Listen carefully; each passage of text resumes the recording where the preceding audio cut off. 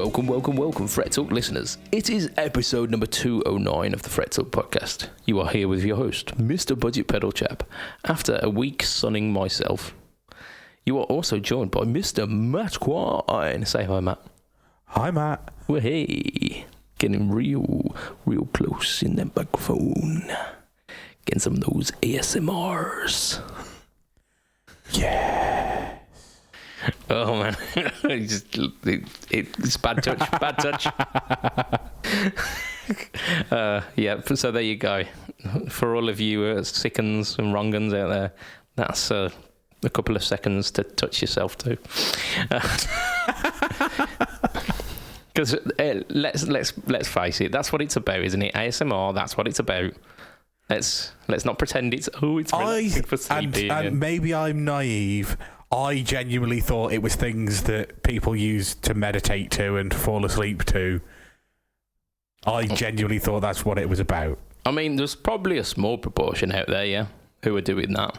But there is, I'd say there's a quite sizable proportion of people who are beating it like chimps. So there we go. We have derailed very quickly. So let's do a podcast. How are you, Matt? What you been up to this week? I am good. Yeah, it's been 2 weeks, hasn't it? What you been up to these 2 weeks? Somebody's been on their hollybobs. I have got a tan. It's horrible. It's really, really sunny out there in the coast of Dubai, where you haven't been anywhere near. Yeah. I imagine it probably is, yeah. So I guess, what have I done? I have had a changing guitar. So those of you that watch the live streams will have seen in the background of every single live stream that I've been on a silver sparkly Telecaster that I believe I talked about quite a lot on the podcast, because I think I bought it whilst the podcast was going. I then completely refinished it because the guy who'd done it before me, it was originally Seafoam Green Sparkle. Huh? And you think, that's a really nice finish on a guitar. Yeah. So what am I going to do? I'm going to strip it all back and do it in a Fiesta Red that's come out orange and leave a load of runs in it. I mean, I did see the fact that it was Fiesta Red, and it looked good from afar, but yeah, but it, like the finish in it had runs in it, there were gaps in it, and it was just not quite right. So I stripped it back. I then painted it in like a silvery grey colour, and then the top coat that I used had glitter in it so that it looked like a silver sparkle. Yeah. But I never got round to putting it back together properly. What I did was I put it back together, plugged it in, and went, fuck, I've left the bridge wire out. And then I hung it on a wall for 2 years. I mean, that's one way of doing things. So, in the local instrument buy and sell page, so it's a specific one for Isle of Man instruments. Somebody put a message up saying, I'm looking for a guitar with humbuckers. I haven't got much cash, but I've got guitars to trade. Has anybody got anything? And I messaged him, and I was like, God, obviously my SG I've said I'll put for sale, and I actually had a couple of people in line to look at it. Then we went into lockdown, and then just things haven't got round to getting that sorted. But so I messaged him, and he's actually I'm more after either a Les Paul or a Telly shape. And I was like, well, I've got a HH Telly, but I need to put the bridge wire back in. And he's like, send us a photo and we'll come to a bit of negotiation. So yeah, he was like, yeah, I'll take that off your hands. So I put the bridge wire in, sorted that, and the neck pickup stopped working, and I was like, oh crap. So I messaged him and I was like, look, really sorry, whatever I've done when I'm putting this bridge wire back in, I've knocked a cable, I can't work out which one it is right now, so the neck pickup's not working. He's like, that's fine, I was just going to cut the wires and pull it out anyway. So fair play. Yeah. And in return, I have got myself a Mexican Strat.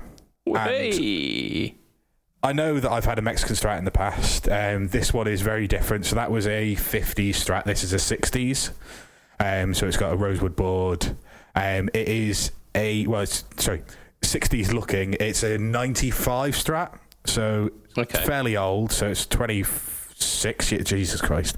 26 years old.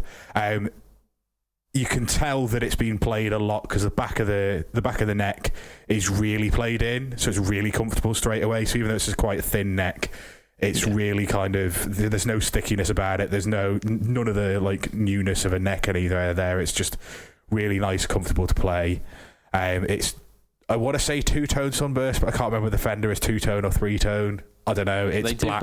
They do both. Then brown, and then maybe a little bit lighter brown in the middle. But that sounds like a two-tone, because the three-tone, it's almost black, red, yellow. Yeah, I feel like it. I mean, like, I've been playing it and not looking at the front of it, but I do have a photo of it somewhere. I'll have a look again. But I feel like, yeah, it's definitely two-tone sunburst. So it is black and then just brown. Yeah. But it just plays really well. And I was saying to you before the cast, I couldn't work out what the config was in terms of, it's a 5-way switch, SSS. So what I was looking for from a Strat. Yeah. Standard. But the tone controls didn't seem to do what I thought the tone controls would do. So I was on the middle pickup and messing around with the lower of the two tone controls. And there's not much change, but if anything, it's going the wrong way and just making it a little brighter. Yeah. I was like, what the fuck is going on? I don't know. I'm just messing around. And then later I was on the bridge pickup and I just knocked the middle control by accident and worked out that actually that central one is a master tone across all three pickups. And then the bottom control is almost like a reverse. I don't know whether it's a treble bleed or whether it's one of those bass cuts or what it does, but actually it makes whatever pickup you're on a little bit brighter. Yeah. So I don't know exactly what the controls are, but it's certainly master volume, master tone, and then whatever this control is that I'll probably for the most part not use, because what I've basically done is put the master tone on between 7 and 8, and that's just tamed everything that I've always ranted about Strats, and just made it sound like every blues record that you've been listening to since you were 15, going, fuck me, I love Stevie Ray Vaughan, I love Hendrix, I love, all of that kind of like proper rocky blues tone, just there straight away. Absolutely. So 95, they would have been the ceramic pickups at that point. They would have been. So this has Seymour Duncan SSL1s, which I Googled to get exactly what they were, because we were not quite sure before the pod. So they're 50s inspired, like Alnico 5s. Yeah, so you're starting from a very good basis straight away, aren't you? Yeah, so initially when I couldn't work out what the controls were doing, I was like, maybe I'll just go and get myself a loaded guard with the Vintage Noiseless, which was kind of the pickup choice I had in mind in my head. Yeah. Of kind of what I was going for. But as soon as I worked out what the controls were doing, and sat down and like played through it properly and had a good hour with the guitar, it's like, nah, I'll keep these pickups, it sounds great. And it's also got, so instead the bridge has been replaced with a Callahan bridge. Oh, nice. And it's got a Dave Gilmour quote-unquote signature short trem arm. Yeah. So basically, the plastic bit goes on where the bend in a normal trem arm is. So it's only coming like just past the middle pickup rather than all the way along. Yeah. Rather than being a big long one, it's just, very short. And actually, like, I don't know whether this is a known thing, but it's a 6-screw bridge. So I thought I was just going to slam it down, but actually the trem arm functions and the guitar stays in tune when you use it. Oh, well, I mean, that's voodoo. That's clearly voodoo. And I mean, not when you like slam it, but if you're just using it for like little gentle vibrato trills and stuff. And actually, like I've been playing a lot of Pink Floyd because I'm a massive kind of Pink Floyd fan. So I don't actually know whether I've spoken about much on the podcast, but like, the older I get, the more I seem to like Pink Floyd, and it's like, that's definitely a thing, that is, isn't it? That's a thing. Yeah, and like I basically like when I first got the guitar, I was like playing along to like stuff that I would have played when I was 15, so Hendrix stuff, Stevie Ray Vaughan stuff, like a bit of Gary Moore, some of his like 80s, which is, like you say, not the greatest tone, but like, when he's using the Strat, and a few other bit of Dire Straits, Mark Knopfler's kind of like Sultans of Swing style stuff and that kind of stuff. And then I just sat down and turned the gain right the way down on the the Messiah, which is what I've got on the board with the headphones. And I then stamped on the Immerse, and I'd forgotten that the last time I was playing it, I was just doing like dicking around with the the shimmer setting, you know, the one where you've got like all the octaves coming in and all the, and was just like, oh, that's Shine On You Crazy Diamond. So just put that on in the background and was just like playing away and just like, yes, this is it. This is just, yeah, I've definitely needed a Strat. I've been telling you this for, it's got to be about 2 years now.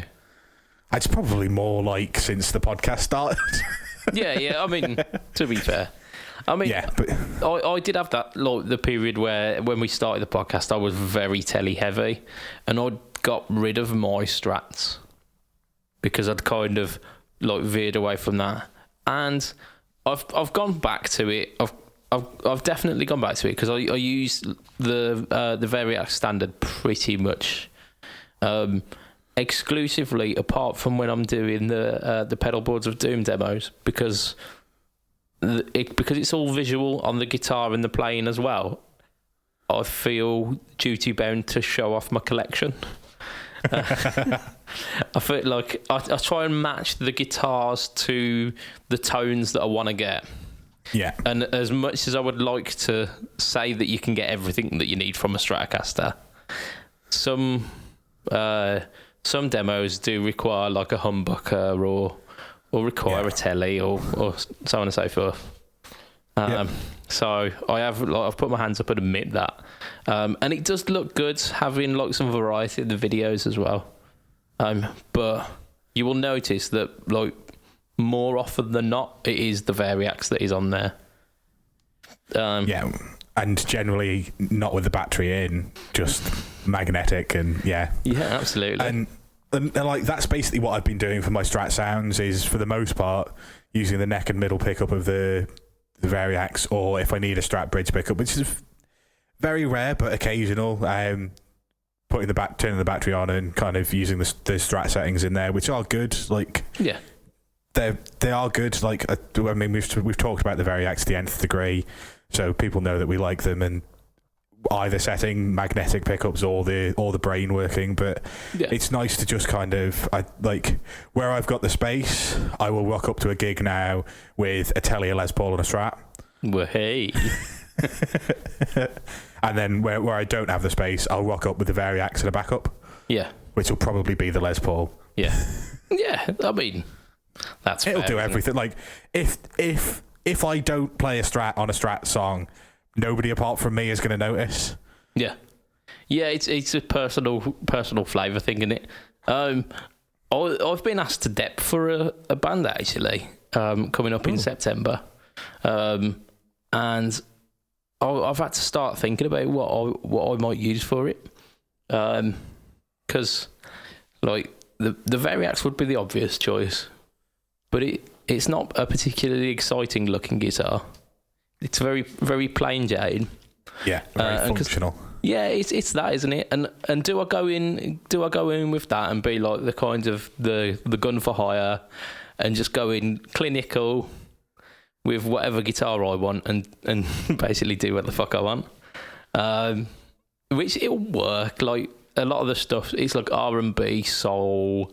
They're all covers, but it's more towards the kind of quote unquote pop end of the spectrum rather than anything kind of heavier rocky tones, and a lot of it I could get away with. I mean, there's a bunch of like Tina Turner, there's a bunch of Stevie Wonder, and you're like, well, there's a lot of Motown there, and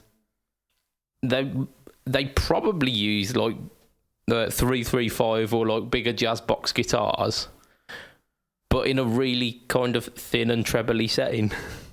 Yeah, I mean, like, I know that's probably what people would normally use, but like when you think about that style of music, to me, all I'm hearing is I need a Strat, and I don't know whether that's because that's what's been in my mind for the last 12 months has been I need a Strat, and I've just got one. Yeah. So that might be, but like when you say that kind of music instantly, and like I think of the you remember I talked about I did a festival style gig for a corporate do. The band on before us with that kind of like R&B soul kind of funk stuff. Yeah. And their guitarist was using a Silver Sky. Oh, there you go. I mean that, but look, legally we can't say that it's a Strat, but It's a Strat. Fucking Strat. It was 3 fucking single coils, and it's shaped like a Strat. That's it. And somebody's just taken a little bit out of the bottom horn. That's it. And I think they're older bodies as well, aren't they? So yeah, it's a Strat. yeah, I mean it is by any other term, isn't it? And I mean the Variax isn't like technically a Strat, but it's a Strat. Yeah. So I am in like 2 minds. Do I go with that? Do I go with my old trusty LTD telly? Because again, that does quite a bit. There's a lot of versatility in it, even though it's 2 pickups rather than 3. But I think when you're looking for that guitar that will cover most of the bases that you want to be hitting, it's got to be a Strat, ain't it? It's got to be. Yeah. I think Mr. Bimpson's probably going to be cursing our names now, because I think, as far as I remember, he's not too much of a Strat fan. Doesn't he hate single coils? I mean, although, to be fair to him, I'm pretty sure I've seen him recently post before and afters, and it's a Strat. And I think he's ripped out the real pickups and put P-rails or whatever you call them, the humbucker-sized Strat pickups. Well, I mean, that's what they're called, humbucker-sized singles, aren't they? Yeah, so, yeah. But I'm pretty sure he's put one of those in the bridge, and I think there's a pickup in the middle, but not in the neck, if I remember rightly from the Facebook post that I scrolled past, and I think I took it in. But yeah, so he's got a Strat, so he can back off. But yeah, it's not really a Strat. Back off. And I'm with you. I'm with you. If you don't have a tone control on the bridge pickup, a Strat is basically pointless. I mean, you could go about it the way that I do and just not use the bridge pickup for anything. But you can't do that, though. Like, I fucking well can. Well, yes, okay, you can. But, like, you need, realistically, certainly in the bands that I play in, you need, if you need a Strat, you need it for the versatility, because some of the points you're going to need that Strat net pickup sound, and some of the points you're going to need the in-betweens, and then you are going to need at some point to kick in that kind of raspy, dirty, bluesy, screaming lead of that bridge pickup. I mean, what I'm going to do is I'm going to try and see how much of the gig that I can do without moving from the neck pickup, and seeing if anyone notices, if anyone... Surely at some point you're going to be in the wrong place in the mix if you're on the neck pickup for the whole night. There was one point where I have to play Hold the Line by Toto, and I think at that point I do have Fucking tune. I love that song. Well, I'm going to have to do some practice, I tell you, because Steve Lukather, that boy can play. Yeah, but like Hold the Line, there's 12 bars of solo, and then the rest of it is piss easy. Yeah. In terms of the rhythm and the doom doom doo doo doom doom doom doom doom doo doo doom doom doom doom doom doom. Yeah. There's not a great go, like in terms of Toto tunes for complexity. There's not a great deal, is there? No, but yeah, like okay, the solo it's in F sharp minor, if I remember rightly. Yeah, something like that. And okay, there's a bit of speedy bits in the middle, but there is a lot of like hanging on bends and making sure you give the space. So there is. You don't need to get all of the little fiddly bits exactly right. You just want to transition between the key parts in a smooth, and what I would do is come up with a couple of licks that sound really difficult but aren't that really difficult at all. They just sound really quick, and you're just kind of sliding and tapping a little bit on the way up to the next kind of section. That's the route I would go down if I was doing Hold the Line, which I really like. I'm trying to get my 30th birthday is in November, and I'm trying to get a venue for it, and I want the 2 bands that I'm in to do early on in the night and then somebody else to go on later. And I really want to put Hold the Line in the set because I just fucking love it as a track. Oh, it's a massive tune, isn't it? It's immense. For my 30th, I hired out like a hall thing and got a bunch of musicians that I know to basically come in, set up a stage and do live karaoke. and it was fan-bloody-tastic. I ended up playing a lot of the night because like some of the people who I bought were like work colleagues who didn't want to join in with the karaoke because they were just a bit afraid. So I was like, okay, I'll basically play a set with the musicians that I've got with me, and I ended up just like fronting a band for a night, which is fantastic. But there you go. That's one way of doing a 30th. That was like like almost 5 years ago now. Shit, man. Yeah. Well, like I left it a little bit late in the day, because obviously with COVID, everyone's pushed all their stuff back. So I've been looking for two and a half months now, and I'm just like everywhere's already booked, and there's a couple of places that are like, oh, well, we're not sure. We've had people reserve the date but not confirm anything, and I'm just waiting for them to get back to me, and like it's just getting closer and closer to the date. And if it's not on that date, it's not the end of the world. They'll probably just push it into the middle of like kind of after everyone's done their Christmas and January stuff, and push it into there and just have like a belated 30th or something. But I just want to like have a night where there's like maybe like I've got a mate who does some acoustic sets, so maybe have him open the night. The two bands that I'm in do an hour set each, and then somebody else do 2 hours to finish the night off, and just so I can play a little bit and then get pissed. Yeah. I mean, it sounds like a wicked way to spend the night, like just a massive gig and just enjoying music and an atmosphere after so long of not being able to do it. Yeah. So yeah, hats off for it. We were talking about Strats. Yeah, you were saying that you've decided that you're using a Strat for your R&B, but you're gonna have to use the bridge pickup and hold the line. I think I will, yeah. But that's the only one. That is the only one. There's no way around that. That's a bridge pickup. It's definitely a bridge pickup. Unless, I mean, I would argue that's probably a humbucker, but I mean, you're pushing it now, Matt. You're pushing it. What I might do is just get a treble booster and still use the neck. That'll show them. Yeah, absolutely. Just turn a fucking Rangemaster on. That's it. They just keep adding treble boosters until it becomes bridgy enough. It just becomes so piercing of a tone. Oh, you can hear that sound, can't you, in your head? Yeah. And it's not pleasant. Yeah, but I'm sure I've seen people where they've done exactly that. They don't want to change the pickups, and they've got 3 different like levels of brightness, and they've just kicked them all in consecution. And you're just going, it sounds like a Blues Junior. Stop. Yeah, stop. Yeah, it hurts. This hurts.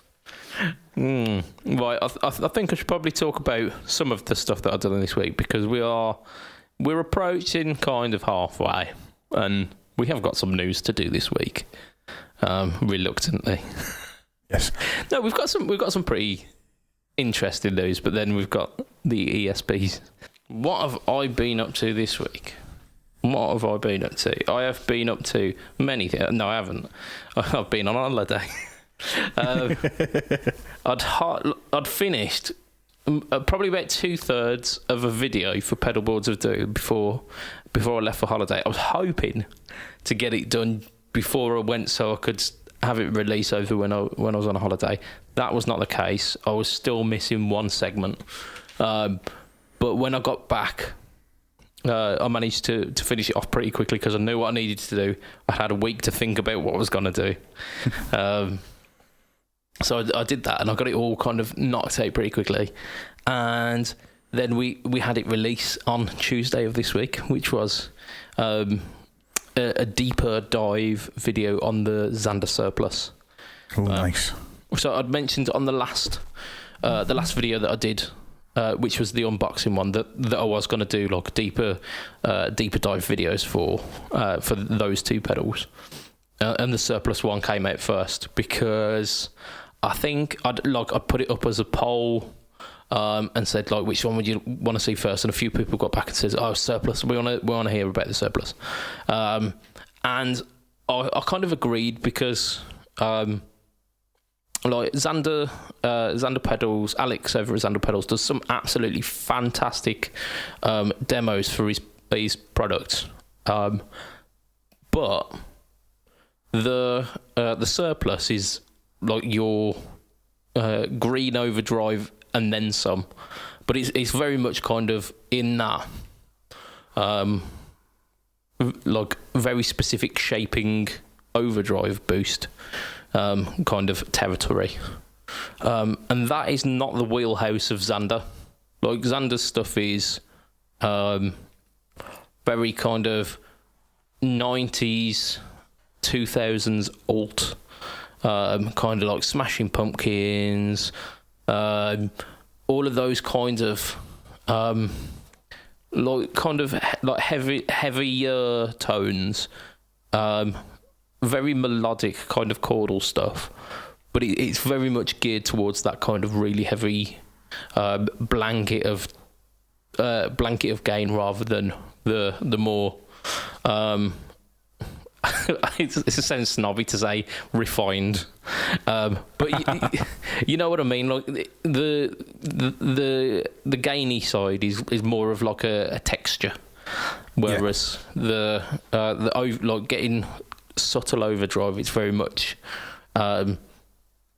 it's like a sprinkling on top of what your guitar's already doing. I mean, such is the nature of using less gain. So I thought that it would make sense to go for that one first because it contrasts very much from what Xander's already done with it. So I thought, yeah, let's do it. We've got 2 tracks in the demo.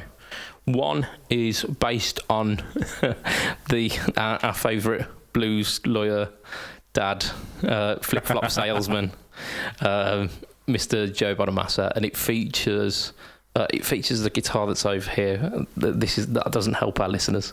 And you just pointed to a wardrobe as well. So yeah, it's literally it's propped up against the wardrobe. It's the Fletcher Stratotelli, which again, for all the best intentions, is a Strat. It's a bit of a softer sounding Strat because I think they are Alnico 2 pickups. Okay. So it's the top end a little bit tamer. Yeah, like the top end's rolled off a little bit, and it's a bit smoother. So I use that for the rhythm track, and then I use the Gibson Midtone for the lead stuff. And like shit, that guitar sounds good.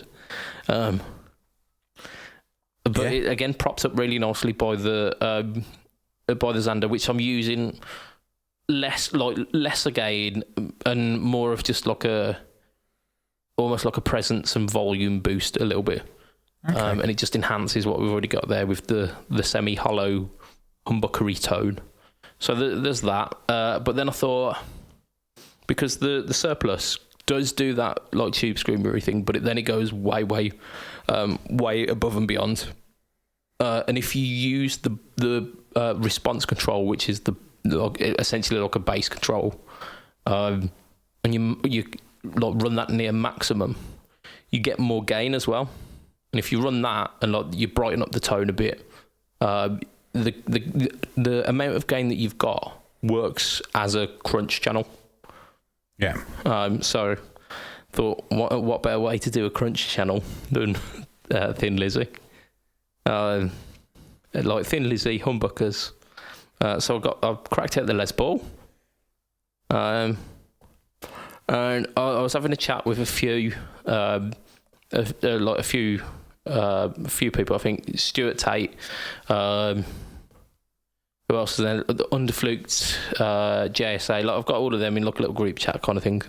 And I was just saying, like, I'd almost written off the fact that I own a Les Paul as it's something that I wouldn't be able to buy if I sold it.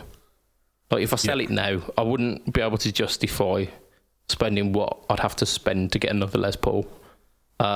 And I kind of resigned that in my mind that the reason I have a Les Paul is because I wouldn't be able to get another one if I didn't have a Les Paul. But I played it, And once I'd stopped recording, I still carried on playing it because it sounded great. And paired with the surplus, like those two, like the guitar and the pedal together, just made sense. Yeah, I think like I get where you're coming from in terms of I've kept the Les Paul because you've got to drop 500 quid more than you would have dropped 10 years ago, even on the second-hand market. Yeah. So I get where but like it's one of those iconic tones that like even if you don't use it for 6 months, a year, 2 years, you come back to it and you'll go, oh, do you know what? I know why I've got one of these. Yeah. And the neck as well, it's not like the Strats. That's a very obvious statement, but it's a different experience. It makes me play differently because it feels different. It's a very different animal, and like even if you're playing along to the same style of music, you'll play different things on a Les Paul that you would on a Strat, and like Strats and Tellys kind of feel the same-ish. Yeah, there's similarities. Yeah, definitely. But like, I don't think I changed much of the way I play with a Strat or a Telly. But Strat and a Les Paul or Telly to a Les Paul, I'll play completely differently. Yeah. It kind of encourages me to play a little bit like I did when I was younger, which is like balls to the wall, trying to wring out as much sauce out of the guitar as I can. Whereas the Strat, I feel like I want to play a more sophisticated guitar sound. Yeah, and like I don't know, like it also for me kind of influences the sounds and pedals that I use. Like on the Strat, like even I went away and I used the fuzz pedal and I used the high gain side of the Messiah, and very quickly I was like, no, let's cut all this back. Let's just a little bit of a like pushed Marshall sound, have a tube screamer in front of it just in case I want to push it, turn the gain right down on the tube screamer, and it's just there to kind of push the front end of the quote unquote amp that is a pedal on my pedal board a little bit harder, and just kind of have those like. And it's sophisticated is probably the wrong word, but it's that kind of like the more adult is probably the wrong word as well. But it's that kind of tone that you want as you get older. You kind of move away from high gain, balls to the wall, 100 million notes a second, or like all these screaming high gain bends and stuff, to a more kind of like slower, melodical kind of. Just like a more sophisticated kind of feel. Yeah. It's more of a kind of thoughtful playing, isn't it? You're thinking more about the melody. You're thinking more about like the musicality of it, what will fit. Whereas if you're running higher gain and you're running humbuckers and you're doing that kind of slam the bridge pickup on, turn all the controls to 10, and just hold on for dear life. It's more of a guttural thing. It's more of a like responsive thing. You're not thinking about it. You're not using your minds to try and come up with the clever choice, come up with the melodic choice. You're just going, this is like animalistic almost. Yeah. And it's two like the polar opposites of guitar. But it made me realise that that's why I own that guitar. That is like, even though I might convince myself that it's because I can't afford to get another one. Actually, the reason why I do have it is because it's a fantastic tool. Yeah, it's a fantastic tool in the arsenal. And sometimes, that's what you need. Yeah, sometimes I'll want floaty Hendrixian chord changes and whatnot, and I'll grab a Strat or I'll grab a Telly. If I want just rip roaring guitar, I'll go to the Les Paul. Yep. And that's like the most fun I had at the surplus. As much as I want to say it was the adding little bits of sauce on and doing the bluesy thing, it wasn't. It was the Les Paul. It was the Les Paul, the bridge pickup, and like playing some faux Lizzie harmonies. It just put a smile on my face. So there we go. That's my recommendation. Get a surplus. Get a humbucker guitar and just have at it. So there was that, but like all of the gain example was from the pedal itself. I didn't like run it into a driving amp to push it already. It was all that. Yeah, and those pedals aren't really designed for. They're designed for like a pedal platform amp, really. Like you can run them into a hot amp, but I think most people who are going to buy one of those pedals are going to be running it into a clean amp, and that's going to be where you get your drive tone from. Yeah, possibly. I mean, because it is along the veins of like a Tube Screamer style circuit. Like it does the overdrive, it does the mid hump. It can work easily in front of an amp. But there's so much more to it. Yeah, and like part of the video, the bit like weirdly the bit that the audio cuts out in like midway through was the bit where I go through the 8-way clipping diode selector to show what all the differences of each of them are. You didn't like accidentally play the Sweet Child of Mine riff in each of the different clipping options, did you? And now you're wondering why it's gone silent. That's it.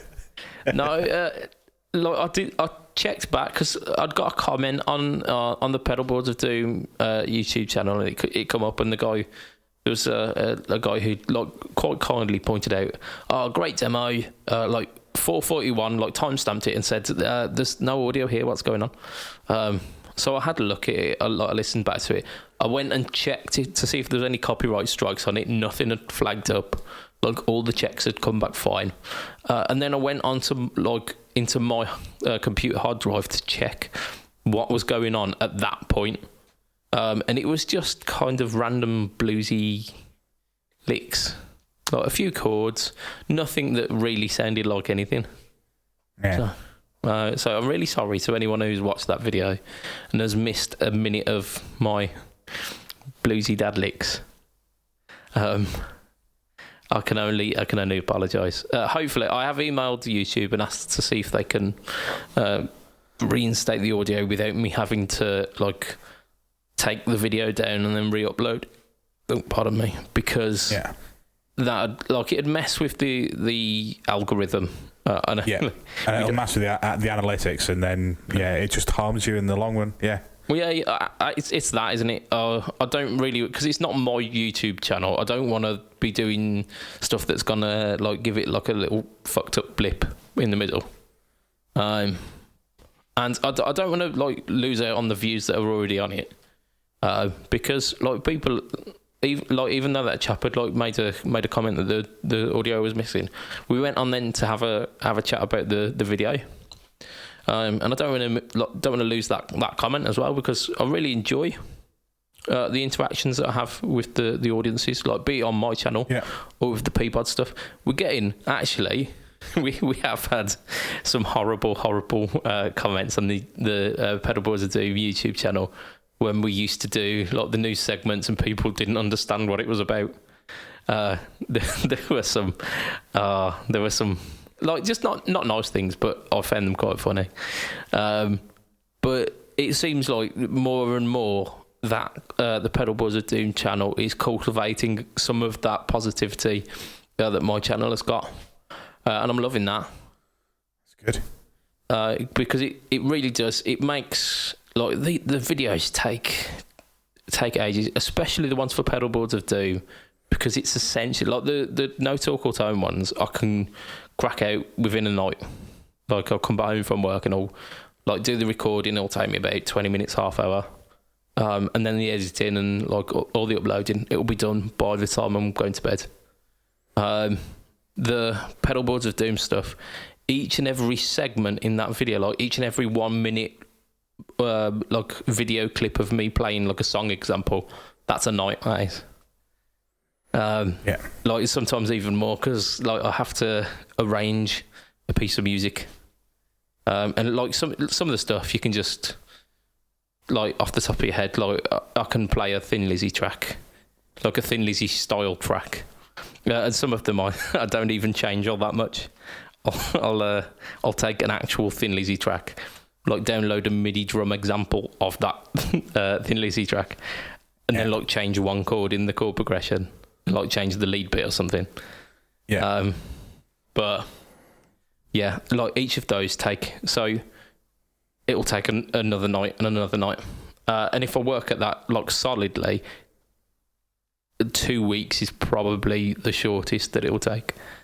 No, so they take a long time, but we're getting these really really positive people coming back and just going, oh yeah, I really enjoyed that, or that made me think about that pedal in a completely different way, and that makes it worth the effort that goes into it.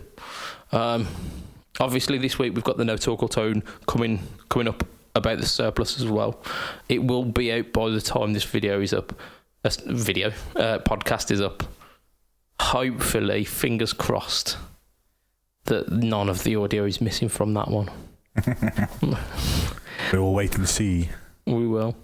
Because I obviously do a little check as I'm editing it, but I don't check it again when it gets uploaded to YouTube. Well, no, we'll leave that there for now. We've got a bit of news, and we've got about probably about 20 minutes, like 20 good minutes, 20 solid minutes to tackle this news. We were talking a little bit. We mentioned Mr. Mark Knopfler and the old Dire Straits a bit earlier.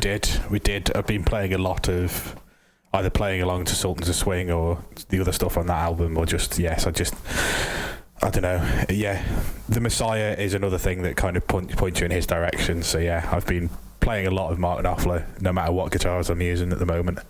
Yeah. The Messiah, it does really well at that kind of pushed Marshall, crunchy, like a good bass tone. But if you wind it back as well, it does the subtle stuff as well. Yeah, I remember when the first time I played it, I accidentally found the settings for Brothers in Arms, and just like it'll do that kind of, it'll force you to put the pick down and just kind of push the gain up a little bit, and then take it back away with your fingers, and just give you that kind of that Brothers in Arms tone. I need to crack it on Messiah. It's been a while. A lot of my guitar playing is pedal demos these days. I'm gonna take some time to just play, because I got one of the V1s. I think 001 actually. I think I've got one of the first ones. Yeah, well, I've got the Tolex pre V1, and I've also got the V whatever the dual foot switch is, whether that's V2 or V3. I don't know, because V1 was grey sides with a purple top. Yeah. To me, then V2 was the all purple. Yeah. And then if it's dual foot switch, to me that's V3. Yeah, possibly, yeah. So yeah, but yeah. I don't know. It depends if they do the full tone naming system, which. Oh yeah, V1.2.4.7. Yeah, well, so you like your standard, and then you like purple, completely purple would be like V1.1 and 1.2, and then the dual foot switch would be 2.6 or something. Yeah, because that's for the sake of it. Yeah, that's how it works. Yeah. Right, sorry, I derailed that. Mark Knopfler. Yeah, Mark Knopfler. News. Yeah, we're doing news, honestly. Sir, I've done a little something. If you've watched any of the footage of Knopfler in the later 80s, early 90s, which, to be fair, with the majority of like the Dire Straits stuff that you will catch on like YouTube and whatnot, he will be playing a Pensa, which is like the precursor to the Sir. It's a very, very striking guitar. It's a bit of a weird one as well, actually, because it had a Floyd Rose, which you'd go, like Mark Knopfler with a Floyd Rose. And then to further compound that, you also had a humbucker and 2 single coils, and they were all EMGs. Yeah, and I always used to think they were lace sensors, but they're not, are they? They're white EMGs. They are white EMGs, yeah. Yeah, specifically an 85 and 2 SAs, aren't they? I will take your word for it. I don't know in that much detail. Yeah, I mean, like, I have got a friend who had this is a weird guitar, but it was a Lag Arcane like an AK 1000, I think, which is like their top spec one, and that had an 8185, but had a SA as well, so it was like HSH. And that thing, like, although it was super stratty, like an HSH super strat, it had some subtlety in it as well. I know we were absolutely ragging on EMGs last week. But if you set your amps and your setup to those pickups, they can do other things. And I've just remembered, but this guitar that we're talking about, the Pensa, I have played a Sur reissue of one of these. Oh. So Steve had one, and I don't know what year it was, but for the first Fretfest that we did where we kind of went down to Steve's, he had one of these, and it was a very odd kind of thing because it was a carved top, but it was a Strat shape, and then looks like HSS, but it's not like subtle HSS. It's these EMG style pickups. I don't know whether it had EMGs in it or whether it had like Sur's own versions, but they looked like them. And yeah, it's a very odd guitar. It wasn't my favourite to play. Like, of the Surs, I preferred the modern and the standard modern and the standard classics that they've got. But it was just this weird kind of sensation of, it feels like it should be a different shape because it's a carved top. And it's trying to be a Les Paul and a Strat. And a Strat, and a all in super one Strat. go. Yeah, it was just a very, very weird playing experience. Yeah, I suppose that makes sense for Knopfler because he, like, equally has used a Strat, but also Les Paul. So, like, to get all of that, actually, that might be the sweet spot that meets it all. Yeah. But yeah, it's a very iconic guitar, and Sir have done a reissue. So it's called the Standard Legacy. So you've got two options this time. You don't have to have the Floyd Rose, but you can have a Goto 2-point trem and a Tusk nut, or a Floyd Rose and the subsequent locking nut as well. You've got the EMG 85 SAA, a three-way switch, which is strange. Well, nobody needs those in-between sounds. It's not like, Knopfler was known for using those in-between sounds at all or anything. I mean, you could wedge them. I was going to say, does it come with like a toothpick or something for you to wedge in either side? Possibly. I mean, if you're going to that trouble, you might as well just give you the option. Give us a five-way. Yeah, I see. Master Volume, Master Toad as well. African Akume with a maple top. 10 to 14 inch radius on 22 stainless steel frets. So it is, in terms of specification, it is a stacked guitar, isn't it? Absolutely. It's got a lot going on. However, with great power comes great responsibility, as Spider-Man once said. No, it was Uncle Ben, wasn't it? He was Ricey Uncle. It's 3,799 euros. So that's a lot. $3,500. Yeah, I mean, but it's a. I'm not going to say it's definitely the reissue of a well-known guitar, but it's very much hinting at that, isn't it? Without calling it a Mark Knopfler signature. Yeah, because I don't think that's what this guitar was called originally. But like, that's exactly what it's aiming at, and like it's that kind of it's a tribute to the guitar before Mark Knopfler made it his thing. Yeah. But in terms of Sirs, it's not wildly out of the price point of a Sir, is it? No, not at all. I mean, like, I don't know what Sirs start at, but I wouldn't imagine that you'd find a new Sir for less than like probably $2,500 these days. Yeah, that sounds about fair. And we've argued the point: is that right? Is that not right? We're not going to be buying one anytime soon. Yeah, I mean, and people will always just kind of argue that once you kind of get above $2,000, those little increments that the guitars make, whilst they would change a £600 guitar into an £800 guitar, once you're getting into that kind of range up there, then the people who are willing to buy a $2,000 guitar we'll spend $2,500 for one extra feature or slightly different this or slightly different that, and that's just kind of the way the market is, and you can't kind of really, like, yes, it annoys us, but you can't really criticise Sur for cashing in on that. Well, they're catering for a market that is not us, and as much as it, like, as the lower tier, the cheaper end of the market, which we would sit in, there is a market there. There are people who will buy that, and actually, we rag on the fact that the price point is quite high. It's gonna retain value, if not go up as well, because they're limited runs. They're pointing towards a guitar, like an iconic guitar. They're not gonna fall rapidly in value like I don't know, like a new Gibson that you buy, or a new Fender that you buy, like a off the shelf would.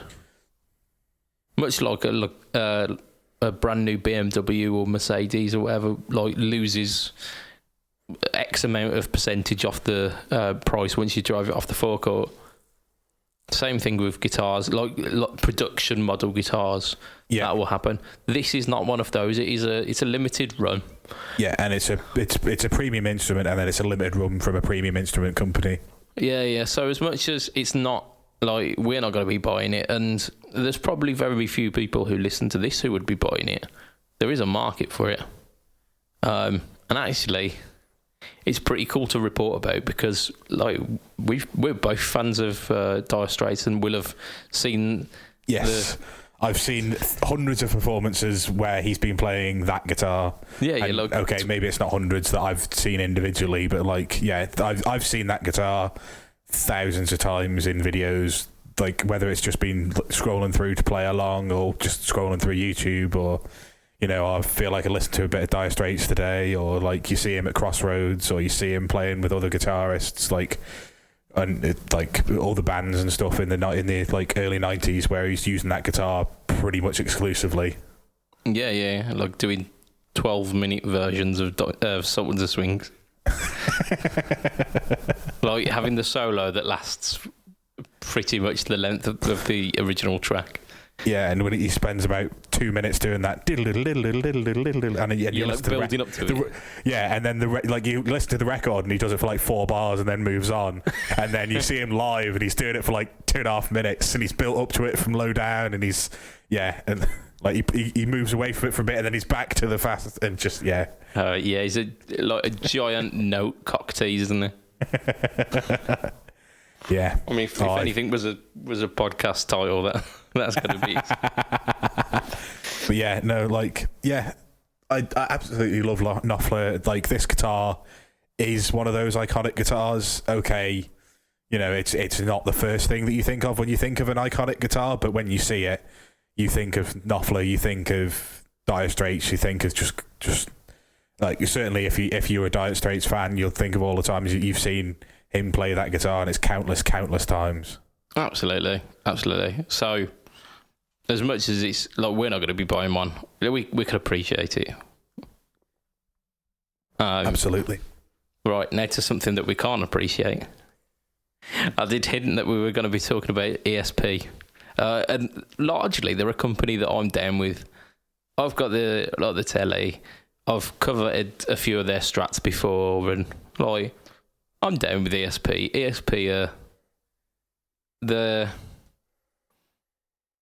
a bit like if Ibanez were at one side of the scale in terms of like modern and super stratty and all of that, they're a little bit shifted towards the vintage side, because they do like their Eclipse shape, the Les Paul. They always have got like a Duncan JB Jazz quilt top version.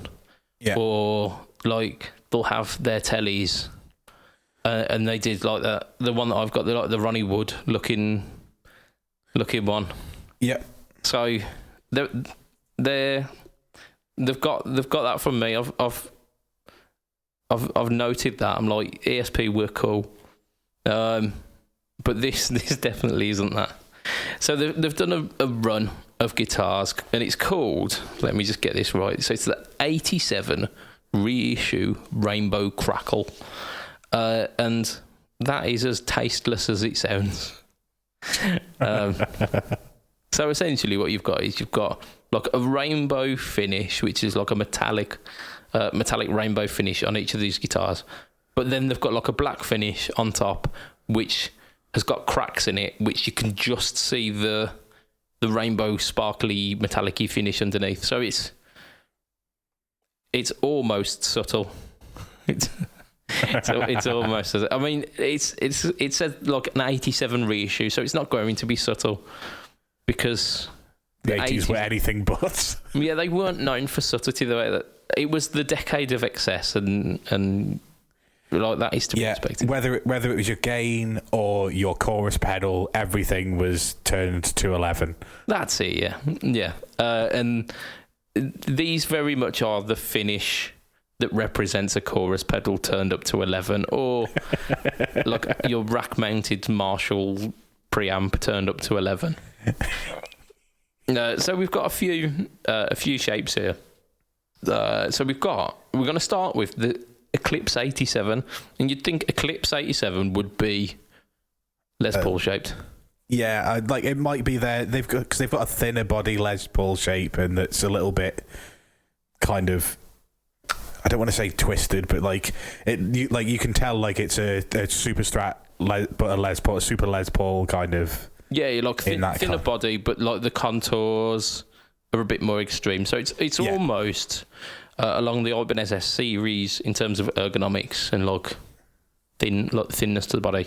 No, yeah. So where it says Eclipse here, it actually means Telecaster. What? Yeah, exactly. But the Eclipse is a Les Paul shape. What? So what I assume from this is that the Eclipse was their catch-all term for like single cuts, because a Telecaster is a single cut.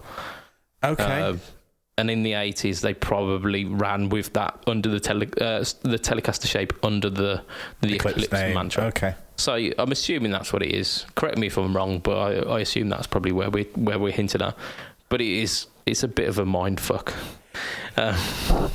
So you've got two different versions here. You've got a standard like Gibson style hardtail version, and then a Floyd Rose version. Because of course you have. Yeah. You got a JB and 59 humbucker in it, so it's not Telecaster flavoured. It's a Les Paul. Yeah, essentially. But they are splittable. And so it's a modern Les Paul. Yeah. So it's got versatility on its side, but it's a rock guitar. And that features across the board with these, because they are 87 reissues. They are not here for subtlety. They are here for chorus up to 11. But that's $10.99 in terms of dollars. We've got the M1, which is like if you wanted. So yeah, carry on.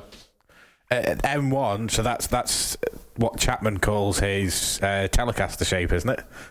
No, that's the ML3, I think. I thought the ML1 was the Telly. No, ML1 is the Strat, ML2 is the single cut LP style, and then the ML3. Okay. So yeah, I have no idea what shape this thing is going to be, because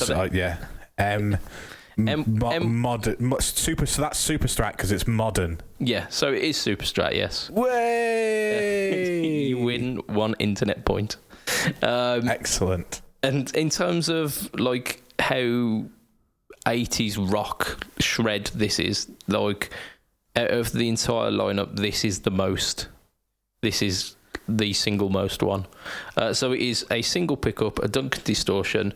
It's got an EMG PA active boost on board as well, and has got a Floyd Rose. So if your Duncan distortion isn't enough, click this button to push it up to 50 million and 11. That's it, to double distortion. Whoa. Yes. This button makes it go to 22. Oh, fuck me.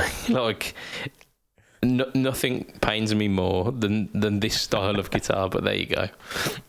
Yeah, Floyd Rose as well. 1199, so an extra $100 on top of that one. You're getting less pickups. but you are getting an active boost for your Duncan. But you are getting the 80s. You are definitely getting the 80s. Oh yeah. Like if you're going for like a rainbow crackle finish, you might as well go the entire hog. Like sack off the neck pickup and have a Floyd Rose system and just go full shred. Because why not?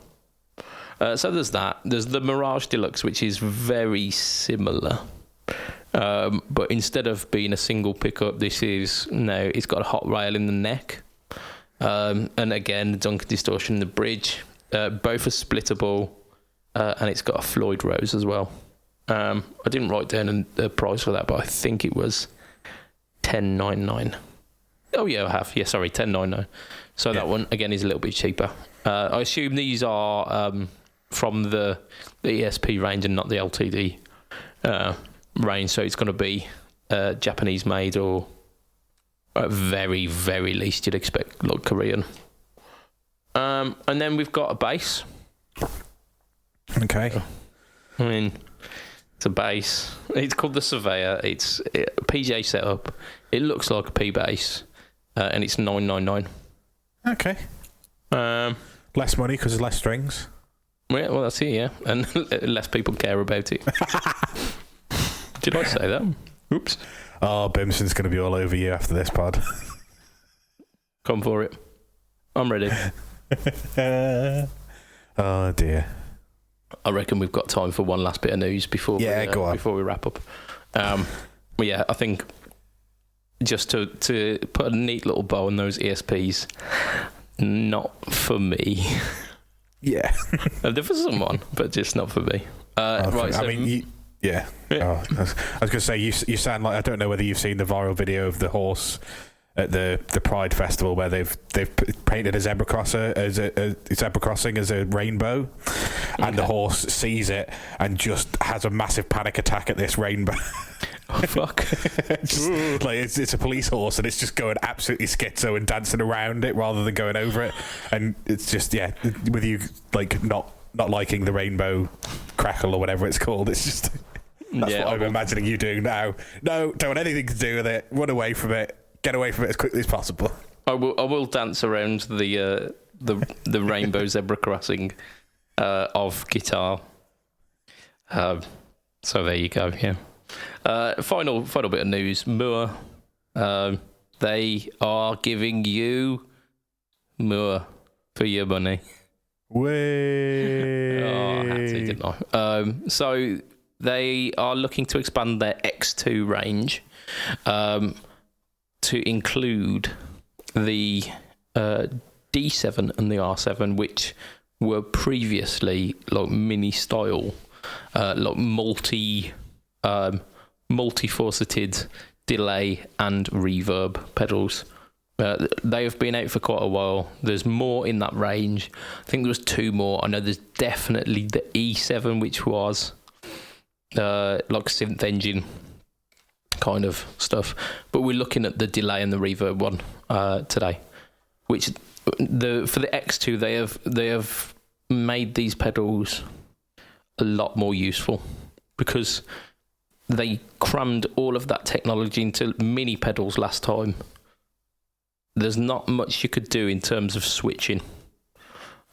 You'd pretty much set your tone or whatever you wanted on it, and then you'd be able to just switch it on and switch it off. But they've changed that. They've put it in a bigger enclosure now, and added 2 foot switches. So you can either have like on and off, and then the delay you've got a tap tempo. The reverb you've got an infinite reverb sustain. So you can have those ambient, soundscapey, almost like an AHX Freeze, I'd assume, but for the reverb. So there's that. If you press them together, it puts it into like banking mode, where you can bank between presets then, which is fantastic. So it's then making it ultimately more usable. A little bit kind of pointing at like the M5 and trying to take a little chunk of that market. Yeah, maybe. Well, it's like the reverb and delay setting, like, which is I imagine, like, unless you're big on your modulations but not big on spending money, most people are using their M5s as reverb and delay pedals. Like, that's what I use it for. Oh, you'd be a fool not to, because they are very good sounds in the M5. Yeah, I mean, that's where, like, for me, most of the use of the M5 comes from those reverb and delay. Well, not necessarily the reverb, because I've got 2 reverb pedals on my board, but the delay settings, like, that's what I use them for mostly.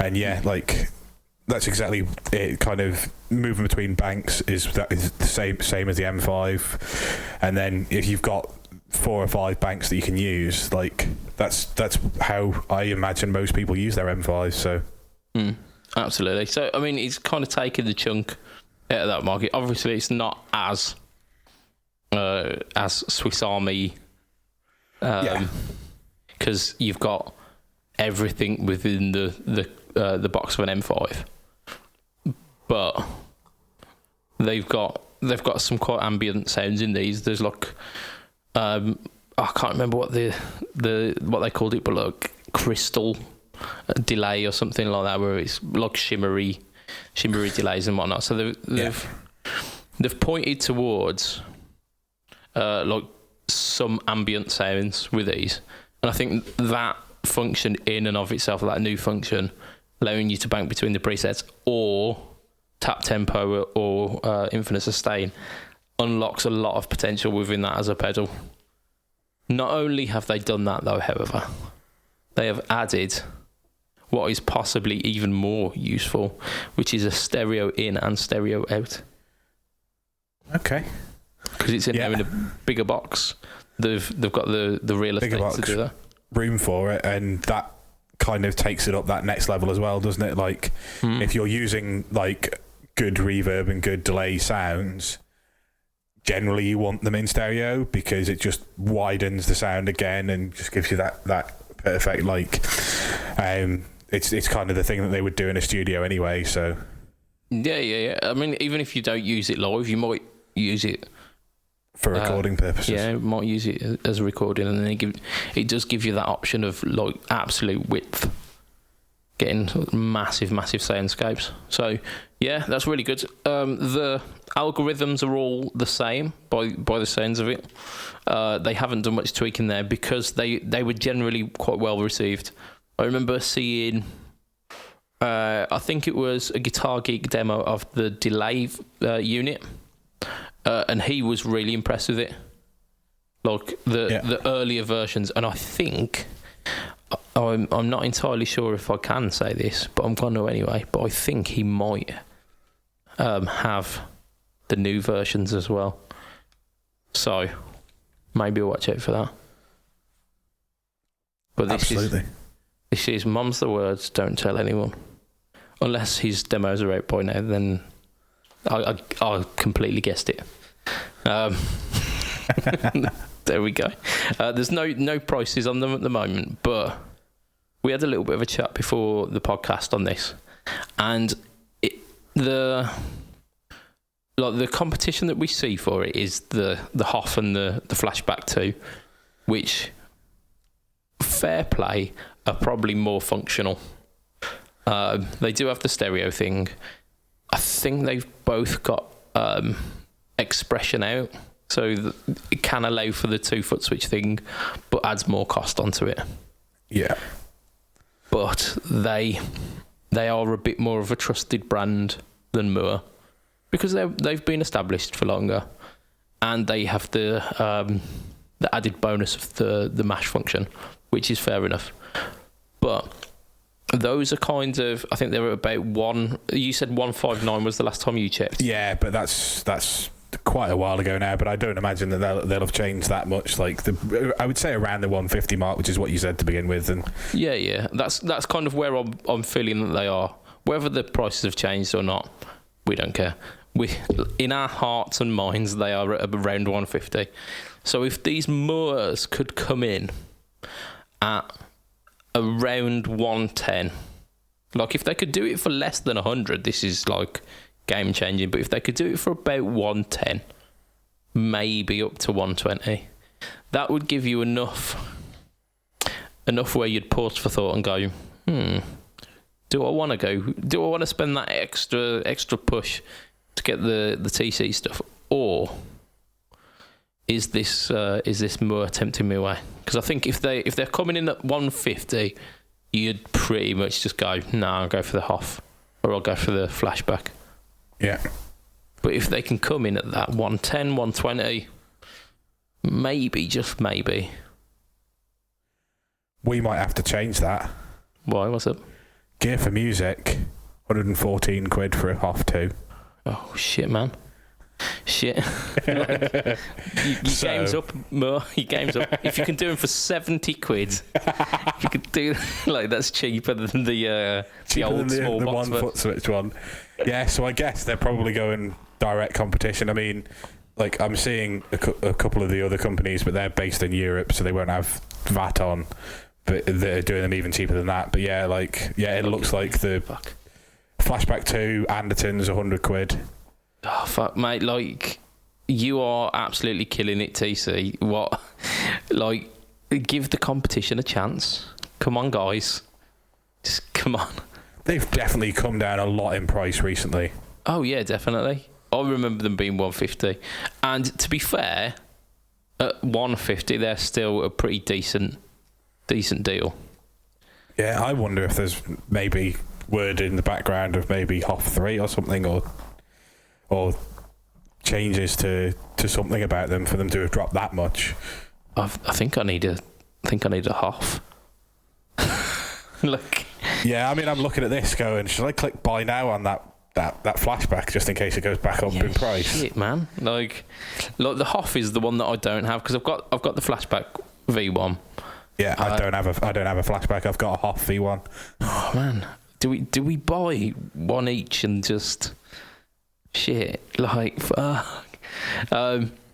I know this started off as a news segment for Moore, but it's now turned into Matt and myself buy TC product, because that's a pretty banging deal. It is, but like you say, it does make it very much more difficult for these Moore pedals because all of a sudden, even if they come in at 90 quid and they're like a tenner cheaper, yeah, you still look at them and you go,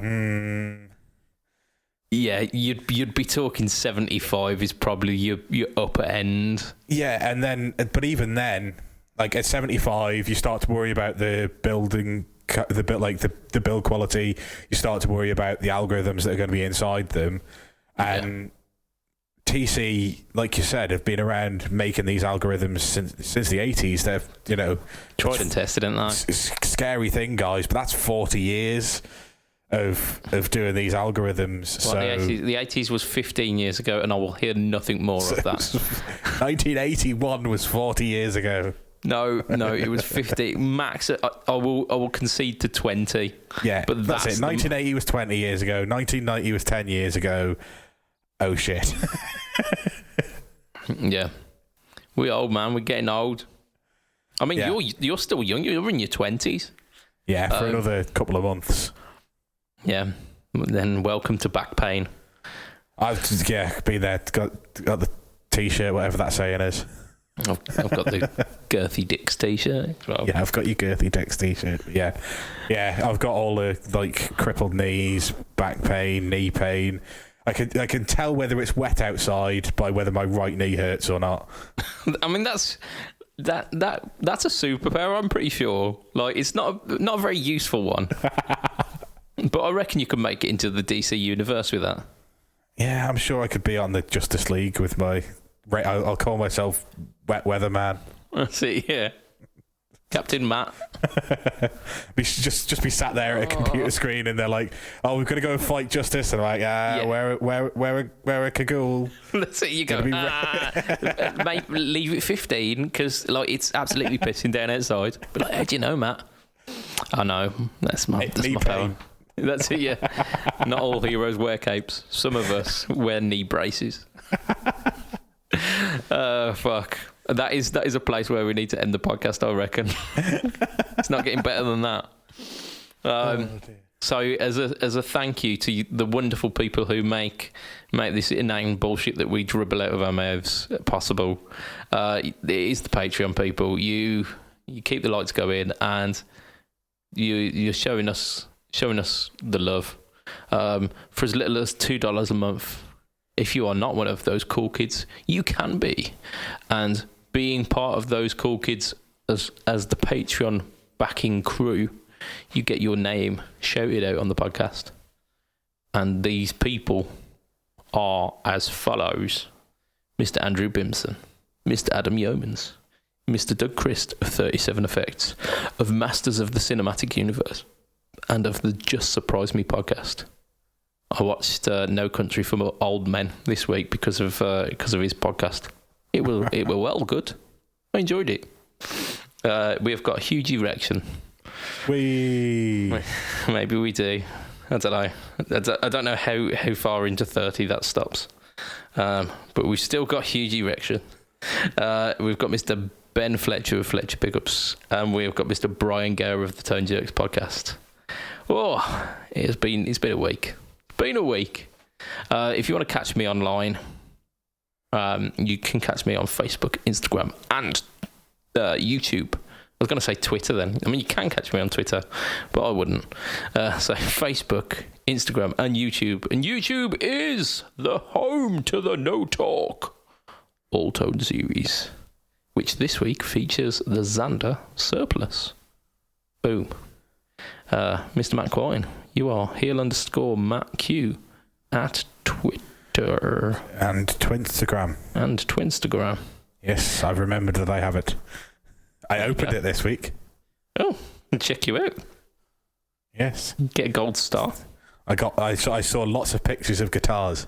Hey, that's what it's for. I mean, that's literally all my Instagram is for. Yeah. I also saw a top-down picture of a fake Vox amp in the ether from your Twinstagram. You did? Yeah, and then you started slagging it off. I was like, yeah, fair play. Yeah, because you couldn't tell me what a VST stood for, and I was like, was it very shitty TV? Because it looks like we're looking at the top of an amp, and nobody wants to watch that. No, it's virtual thing. I don't know, like virtual sample technology or something, something like that. Basically, the VSTs are the ones that usually do instruments or like amp sounds. So there we go. But write in on a postcard. I suppose you could go in the Facebook group and tell us if you know what VST stands for, or if it's like Wi-Fi and it doesn't really stand for anything. And it's just one of those misnomers. But anyway, we are dribbling again. Yeah, well, I'm sure some purist is going to turn up and they're going to say it's for very sucky tone because it's not a real amp. Yeah, I mean, Matt has already been there. Like, that's pretty much the direction his comment was going down. So there you go. So from myself, Mr. BudgetPedalChap, from Mr. Matt Quine. Say bye, Matt. Bye, Matt. It will be a tatty bye and good night for this week. Ta-ra a bit. Bye.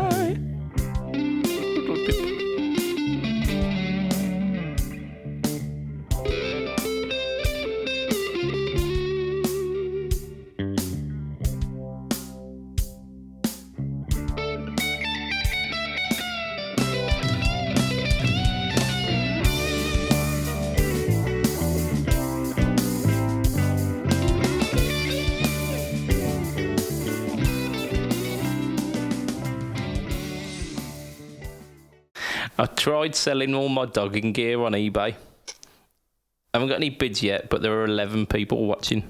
Way! Yeah, I like that. Again, it's not good, but it gets the job done, doesn't it? That's the whole point. They're not called good jokes, are they?